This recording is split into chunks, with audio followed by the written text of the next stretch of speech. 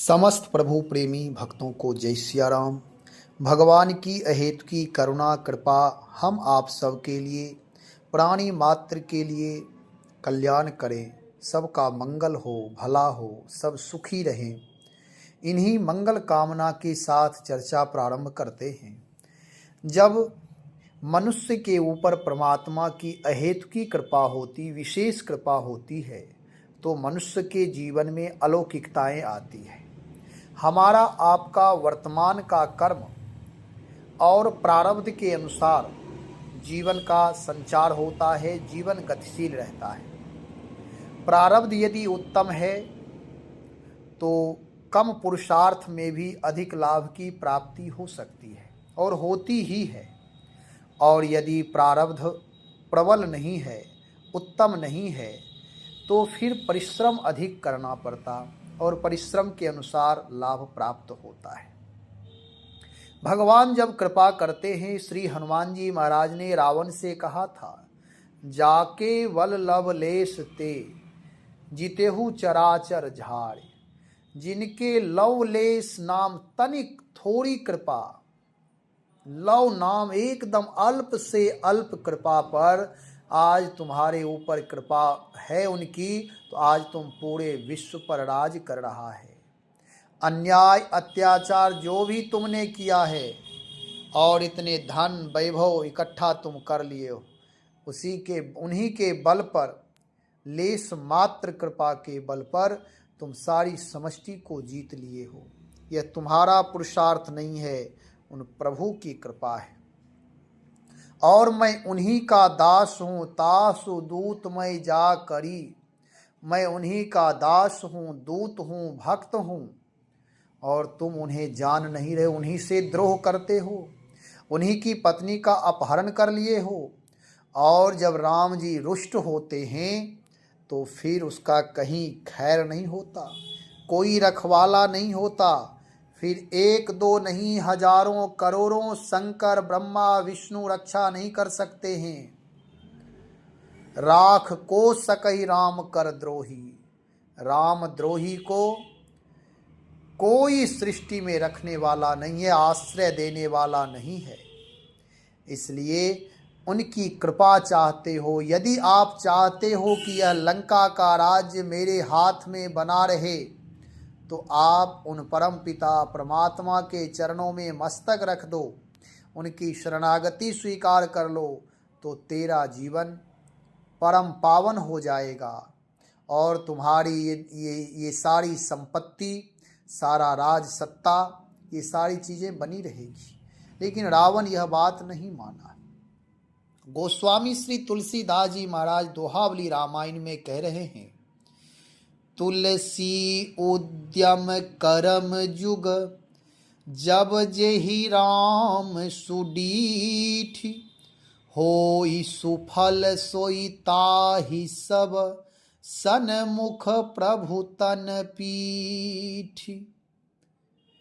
गोस्वामी श्री तुलसीदास जी महाराज कहते हैं, जब जिस पर श्री राम जी की सुदृष्टि होती है, कृपा होती है, तब उसके सब उद्यम और सारे प्रारब्ध कर्म दोनों सफल हो जाते हैं और वह शरीर की ममता छोड़कर प्रभु के सन्मुख हो जाता है। गोस्वामी जी का कहना है कि भगवान श्री राम जी की सुदृष्टि होनी चाहिए, कृपा होनी चाहिए।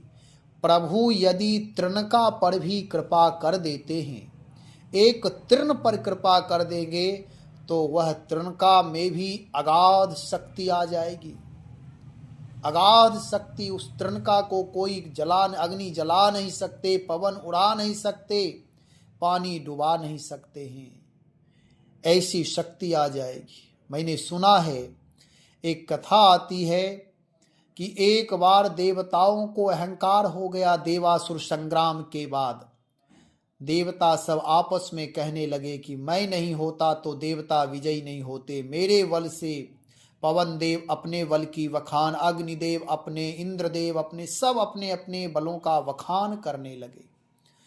परमात्मा को यह अनुभूति हुई, सूचना मिली। परमात्मा ने कहा, ठीक है, आपकी समर्थता को मैं जानता हूँ, आप देवता हैं, आप में शक्ति अवश्य है। तो परमात्मा एक तृण का रूप लेकर के, तृणका को प्रेरित करके एक जगह पर भेज दिया और देवताओं से कहा, अग्नि से कहा कि आप जाकर के जला दीजिए, पवन से कहा कि आप जाकर के उसे उड़ा दें, इंद्र से कहा। सारे देवी देवता गए लेकिन उस तृणका को कुछ कर नहीं पाए। सबका अभिमान चूर हुआ। परमात्मा दर्शन दिए, कहे कि आपने देखा, कारण से कार्य का निर्माण होता है, बीज से वृक्ष का निर्माण होता है। इसलिए एक सूक्ष्म बीज में पूरे वट वृक्ष को समाहित करने की समर्थता होती है। इसलिए आप लोगों में जो अपने अहंकार का बल, वह आपका अहंकार का बल नहीं होना चाहिए, वह तो परमात्मा की कृपा है।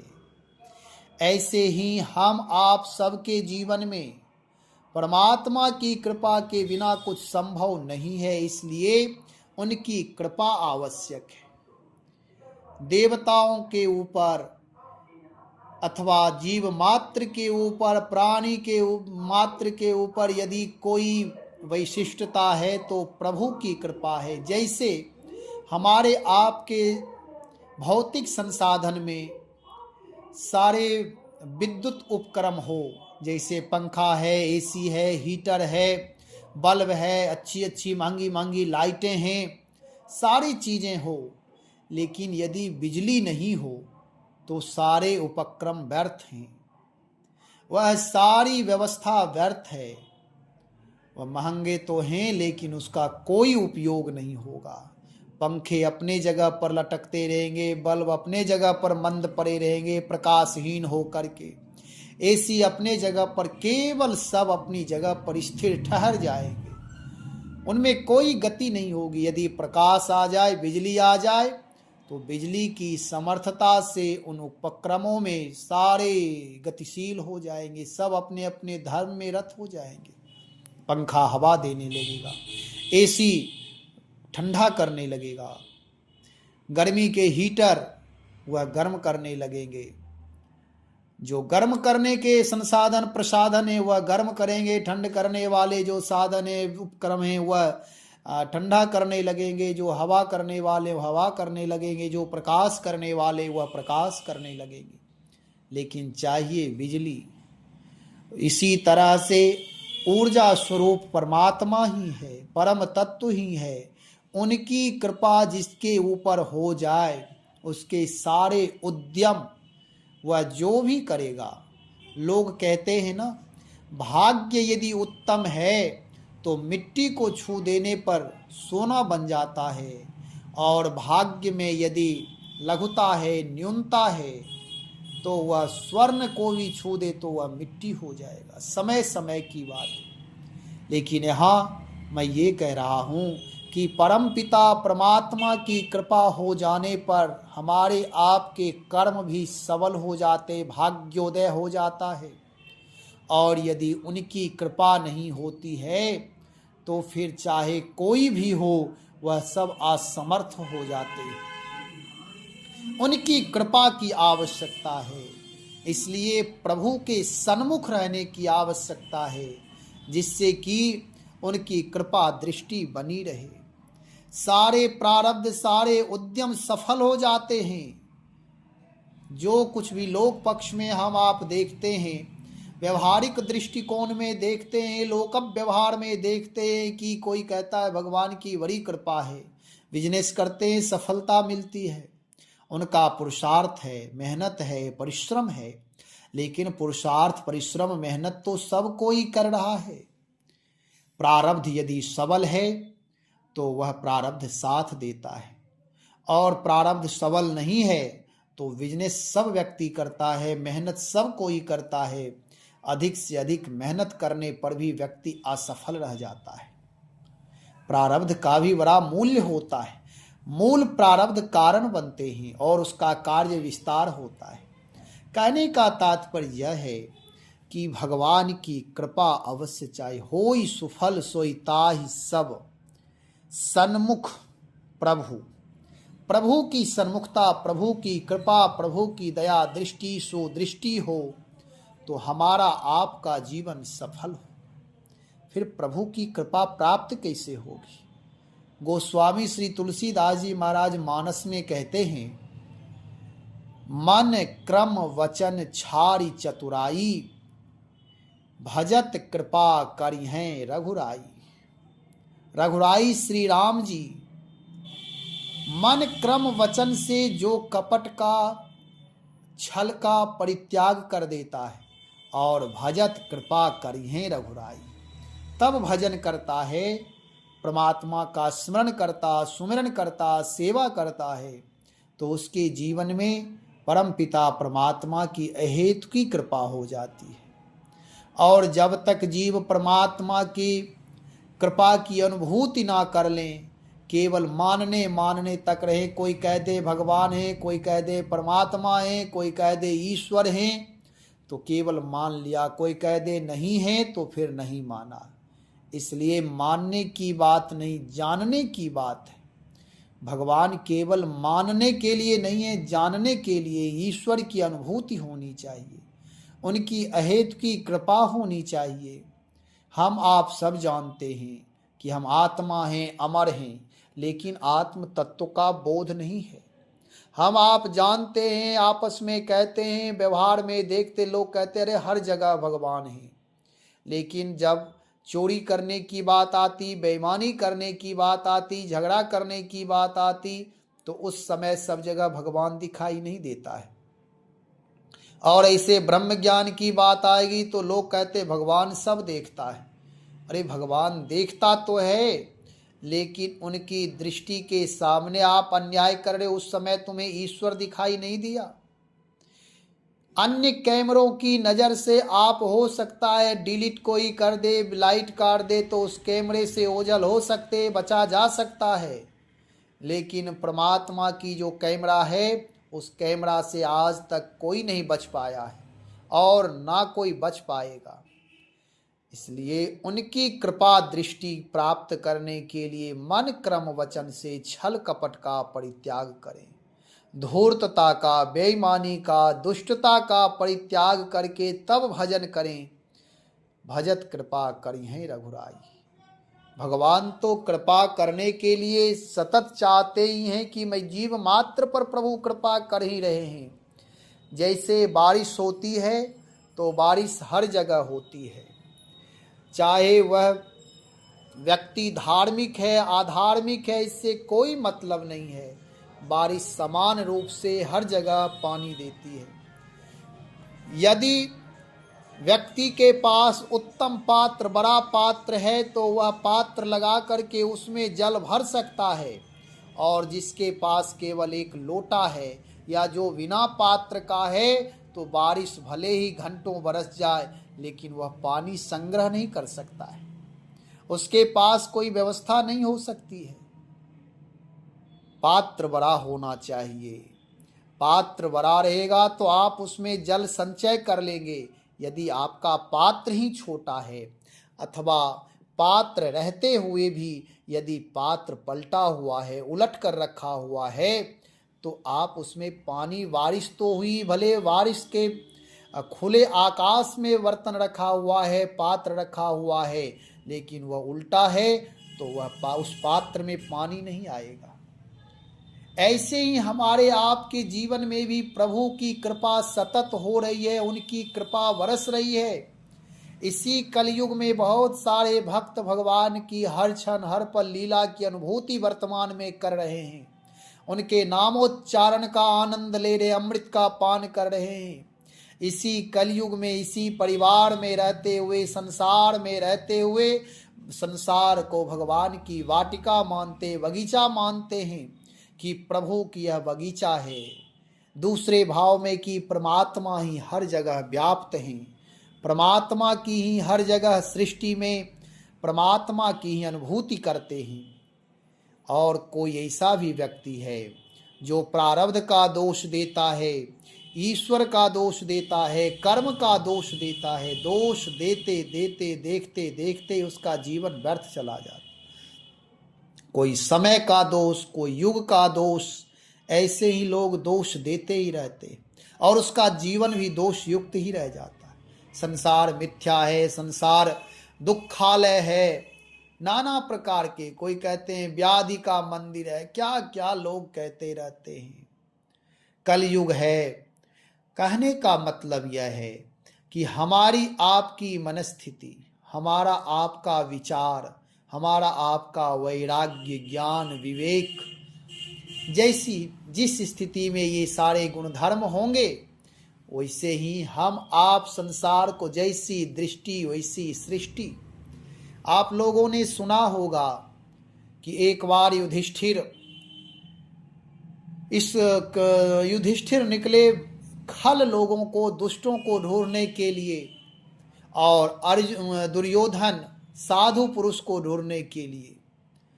दिन भर ढूंढ कर लाए तो युधिष्ठिर को कोई खल नहीं मिला और दुर्योधन को कोई साधु सज्जन पुरुष नहीं मिले। भगवान ने पूछा कि ढूंढ कर आप लाए, कोई मिला? तो धर्मराज युधिष्ठिर कहते हैं, महाराज आप पृथ्वी पर विराजमान हैं, यह सारी पृथ्वी आपकी ही है और जीव मात्र आपके अंश हैं, इसलिए इस पृथ्वी पर कोई खल नहीं, कोई दुष्ट नहीं, सब लोग उत्तम हैं, सब साधु पुरुष हैं, सब सज्जन हैं, सब आपके अंश हैं, सब सद्गुणी हैं, सब धर्मात्मा हैं, दिव्यात्मा हैं, निर्मल पवित्र विशुद्ध आत्मा हैं, सब भगवान के भक्त हैं। दुर्योधन से पूछा गया तो दुर्योधन कहता है, महाराज द्वापर का अंतिम समय है, अब कलयुग का आगमन होने वाला है, अब साधु पुरुष कहाँ, सज्जन कहाँ, धर्मात्मा कहाँ, अब तो यह सारी सृष्टि खलों का साम्राज्य हो गया है, दुष्टों का साम्राज्य हो गया है, अब साधु सज्जन मिलना मुश्किल है, अब संभव नहीं है, यह सृष्टि ही कलयुग आ गया है, आने वाला है, आदि आदि वह बात बनाने लगा। तो समय वही है, युग वही है, परमात्मा हर जगह विद्यमान है, लेकिन हमारी आपकी स्थिति, मनस्थिति जैसी होगी वैसे हम आप उदाहरण प्रस्तुत करेंगे, वैसे ही हम आप विचार करेंगे, वैसा ही कर्तव्य में संलग्न हो जाएंगे। इसलिए आत्मनिर्माण करना परम आवश्यक है। यहाँ कह रहे हैं कि भगवान की कृपा हो जाएगी, भगवान से जुड़ करके यदि कोई उद्यम करेंगे, राम परक यदि राम काज समझ करके, परमात्मा की सेवा समझ करके जो भी उद्यम करेंगे, उसमें प्रभु की कृपा समाहित हो जाती है। स्वयं सिद्ध सब काज नाथ मोहि आदर देव। सब काज परमात्मा की है और परमात्मा की कार्य सिद्ध है। परमात्मा सफल है, असफलता है ही नहीं। और हमारा आपका प्रारब्ध भी उत्तम हो जाएगा। हो ही सुफल सोहिताय सब सन्मुख प्रभु तन पीठ। प्रभु के सन्मुख हो जाने से यह शरीर की ममता भी छूट जाती है। प्रभु की कृपा, उनके बिना कोई कार्य संभव नहीं है। उनकी कृपा हो जाए तो कोई कार्य असंभव नहीं है। वह शरीर की ममता छोड़कर प्रभु के सन्मुख हो जाता है।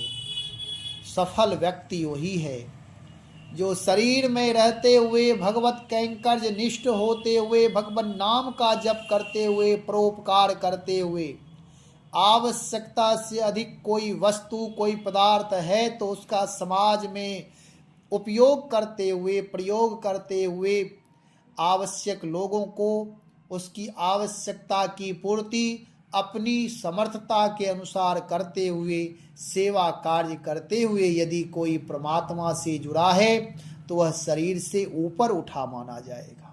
केवल शरीर तक, केवल अपने परिवार तक, अपने हृदय तक सीमित रह गया तो वह व्यक्ति का जीवन व्यर्थ है।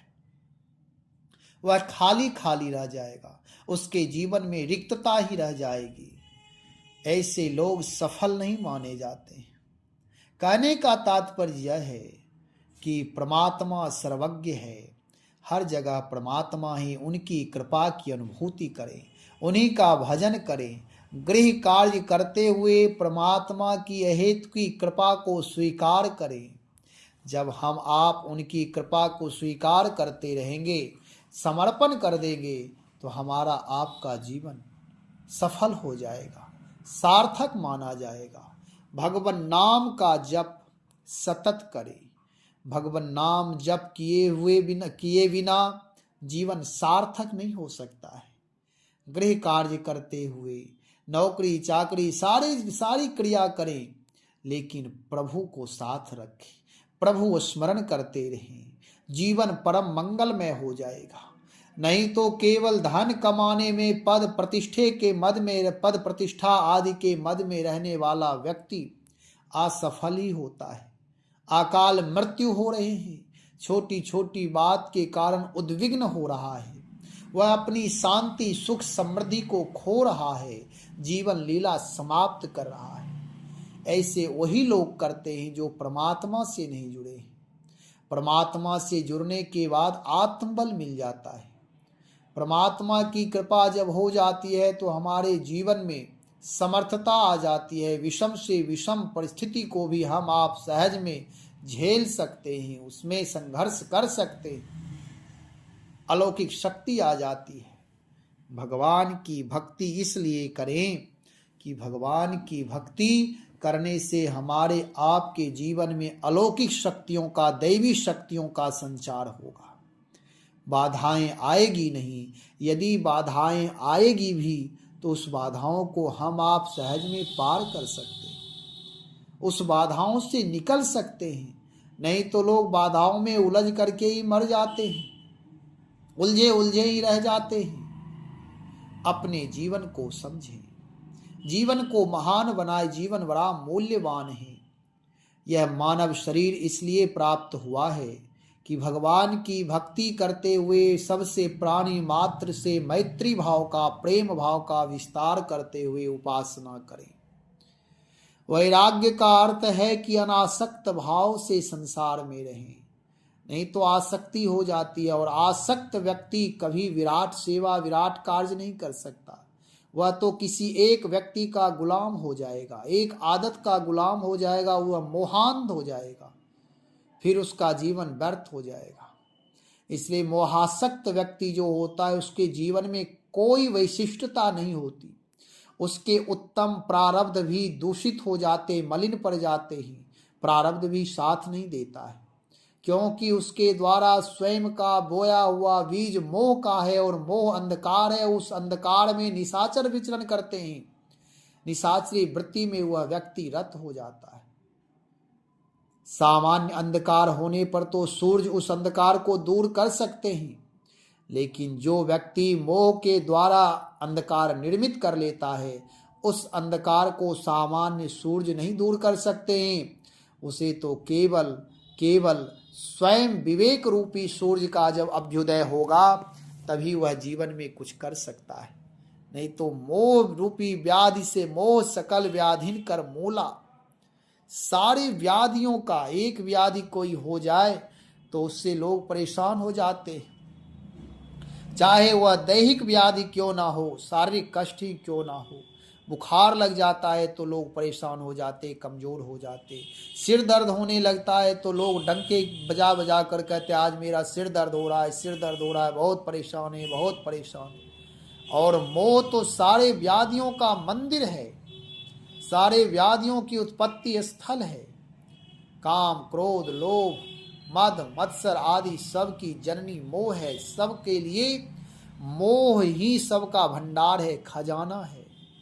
और यहीं से मोह से ही सारे व्याधि निकलते हैं। यही सब मानो मोह रूपी समुद्र का वह रत्न है जो हमारे आपके जीवन के लिए अंधकार ही अंधकार, पतन ही पतन का कारण होता है। जैसे रत्न होते हैं, वह रत्न यदि हमारे आपके ग्रह नक्षत्र के अनुसार नहीं मिलते हैं तो वह नुकसान करते हैं। ऐसे ही यह नाना प्रकार के जो विकार हैं, व्याधि हैं, यह सब के लिए नाशक ही होते हैं, सब के लिए पतन का कारण ही होता है, किसी के ये हितैषी नहीं है। इसलिए अपने जीवन को भगवान से जोड़े, भक्ति से जोड़े। भगवान के द्वारा, भक्ति के द्वारा जो शक्ति प्राप्त करे उससे अपने जीवन को आत्मबली बनाए और अपने जीवन को हमेशा उत्कृष्ट बनाते हुए सतत आगे बढ़ते रहे, जीवन गतिशील बना करके रखें और जीवन में परहित से जुड़े रहे, राम रामायण सेवा सुमरन प्रार्थना पुरुषार्थ से जुड़ करके रहे। अपने जीवन को ऐसा बनाए कि अन्य लोगों के लिए भी हम काम आए, ऐसा बनाए कि यह समष्टि मेरा उपयोग करे, दुरुपयोग ना करे। सच्चा योगी वही है, सच्चा सेवक वही है, सच्चा भक्त महात्मा वही है जो प्राणी मात्र के लिए उपयोगी बने, जीव मात्र के लिए उपयोगी बने, जो समष्टि को अपना मित्र मानता है और सबके दुख सुख में वह साथ देता है, सबके लिए मंगल कामना करता है। ऐसे लोग ही उदात्त महान माने जाते हैं। उदार हृदय जिसका हो, विराट हृदय जिसका हो। इसलिए भगवान नाम का सतत जप करें। भगवान नाम की कृपा से हमारा आपका जीवन भी विराट हो जाएगा। भगवान की भक्ति सतत करें। आपस में, परिवार में, भाई भाई में प्रेम का विस्तार करें। जड़ चीज़ों के चक्कर में, जड़ चीज़ों के लिए, पदार्थ के लिए, भौतिक संसाधन के लिए अपनी चेतना को भटकावे में ना डालें, ना भटकने दें। आपस में मैत्री भाव रखें, नहीं तो पदार्थों के चक्कर में, भौतिक संसाधनों के कारण आपसी बैर कर लेते नहीं। इसलिए अपना मूल्य समझें, अपना विचार, अपना विवेक, ये सारे दिव्य होनी चाहिए। अपनी दिव्यता को सतत बनाए रखें। भगवान नाम का सतत जप करते रहें। श्री राम जय राम, जय जय राम, श्री राम जय राम, जय जय राम।